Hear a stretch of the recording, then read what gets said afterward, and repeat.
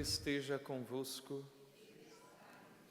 Proclamação do Evangelho de Jesus Cristo, segundo Mateus. Glória a vós, Senhor. Naquele tempo, disse Jesus aos seus discípulos: Cuidado com os falsos profetas. Eles vêm até vós vestidos com peles de ovelha, mas por dentro são lobos ferozes. Vós os conhecereis pelos seus frutos. Por acaso se colhem uvas de espinheiros ou figos de urtigas? Assim, toda árvore boa produz frutos bons, e toda árvore má produz frutos maus. Uma árvore boa não pode dar frutos maus, nem uma árvore má pode produzir frutos bons. Toda árvore que não dá bons frutos é cortada e jogada no fogo. Portanto, pelos seus frutos vós os conhecereis. Palavra da salvação. Glória a vós, Senhor.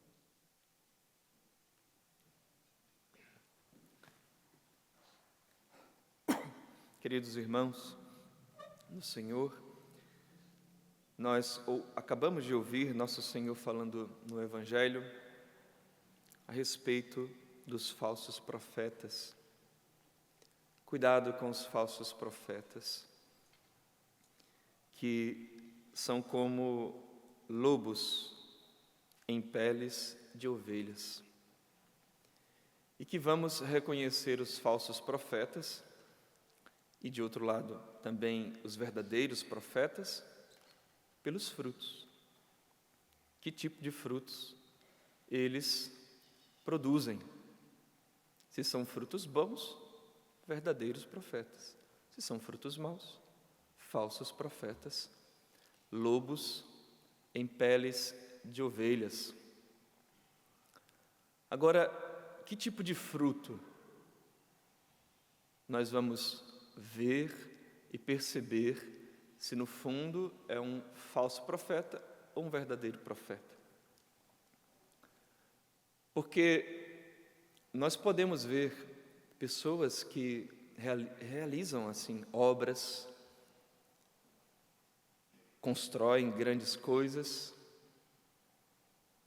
às vezes tem muitos seguidores indo atrás daquelas pessoas, mas são lobos ferozes, falsos profetas. Padre, mas olha os frutos, olha quanta gente está indo atrás, olha quanta coisa construída. Jesus não disse que pelos frutos nós conheceríamos? Mas qual é então o fruto? Meus irmãos, o fruto diante de Deus, de um verdadeiro profeta, de um verdadeiro discípulo, nós sabemos, é o amor, a caridade. Ou poderíamos ainda até assim, para facilitar, né? A fé, a esperança, a caridade, que a primeira leitura fala de fé. Mas é o amor a Deus, sobretudo, que mostra que uma pessoa, de fato, é um verdadeiro profeta. Jesus diz também no Evangelho que somente uma árvore podada pode produzir muitos frutos.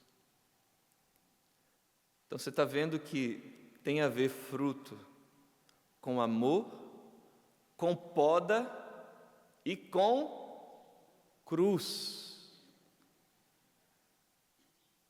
Um falso profeta não vai falar de cruz, não vai falar de sacrifício.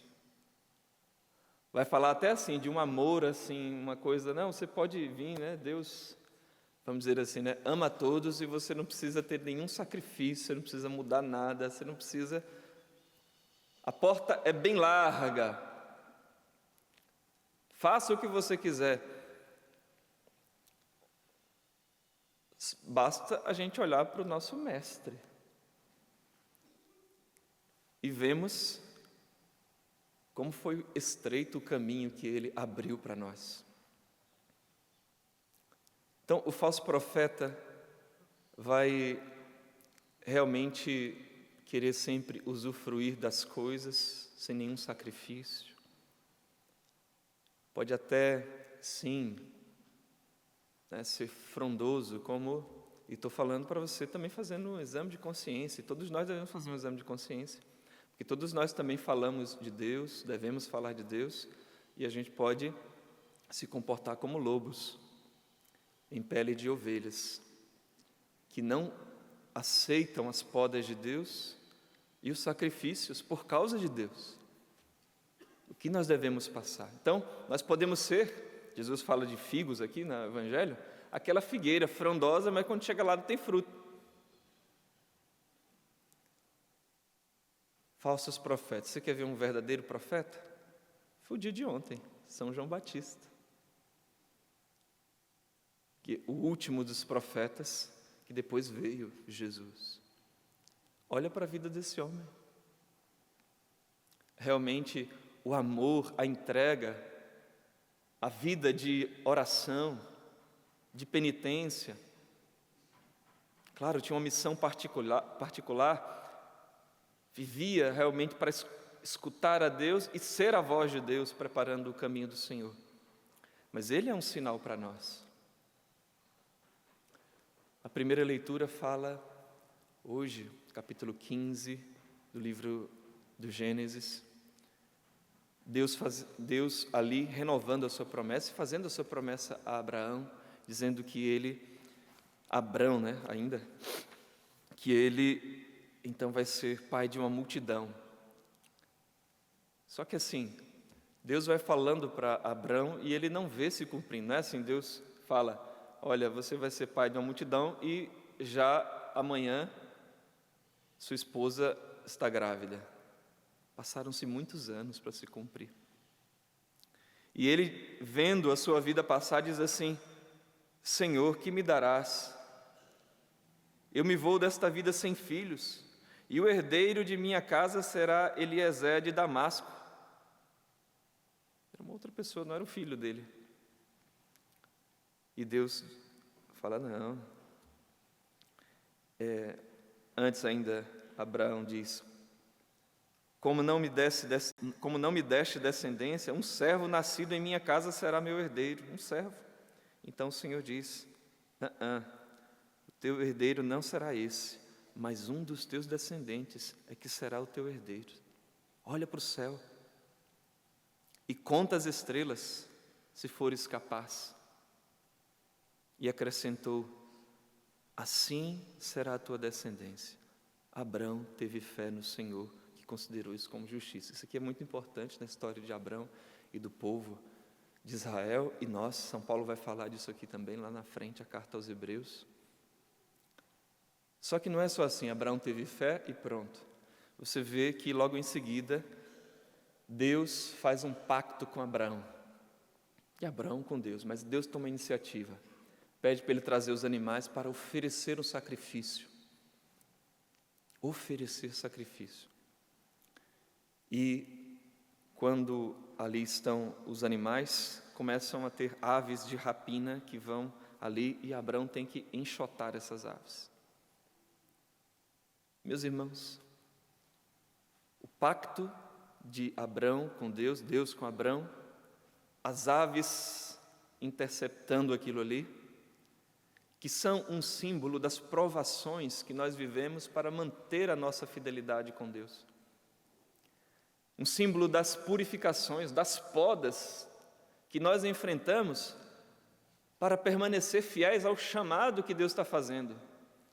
Ainda que a gente não esteja vendo bem se Deus está sendo fiel ou não, vendo com esses olhos, mas com a fé nós sabemos que Ele é fiel.